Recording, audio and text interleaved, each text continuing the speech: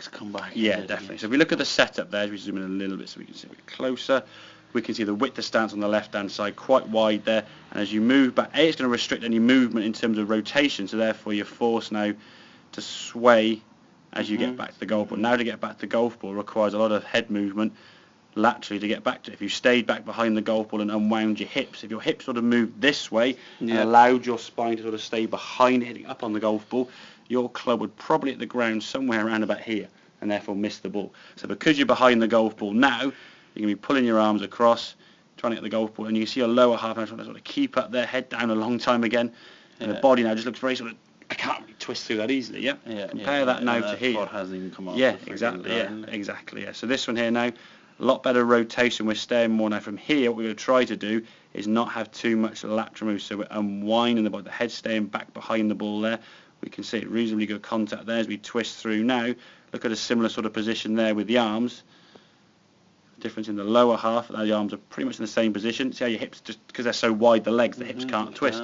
Though now the knees coming together, the foot's coming together. Look at the difference there in the head position there. Looking down the range, exactly, rather than sort of staying down and trying to do all these things. So you've got your head staying down and moving a lot laterally. Well, at 80 mile an hour, it's going to create a lot of variances in terms of your contact.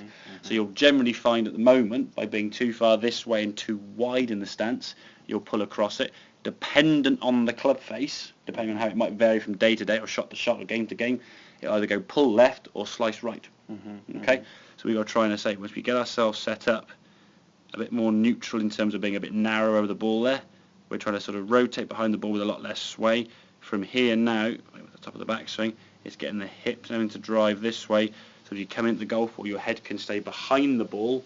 Okay, get the right distance rather than sort of sway back onto it, because if you sway back onto the golf ball, you're going to come down so steep and the ball's just going to shoot straight up in the air. You'll catch top of the golf club and go a bit too high, okay? So make sure we just try and get more of a turn and a twist as we come back to the golf ball. See a nice sort of rotation there through. Follow through position now, nice and full rotation, right toe up on there. In a good position. It's just a little bit less things going on. Previously it was too wide a stance, which restricted body movement, and therefore because you couldn't turn as well, you had to try and create a movement by swaying, and that variance of swaying this way as opposed to doing this at the same time, it was all over. And then when you sort of change the backswing, as you do pretty quickly, because the backswing move you can make a fairly quick change, whereas downswing it's so quick it's instinct. So downswing being a little bit more of a reaction, you change the backswing and then you sort of do the same downswing as before, leaning forward, and you just send them straight up into God's there.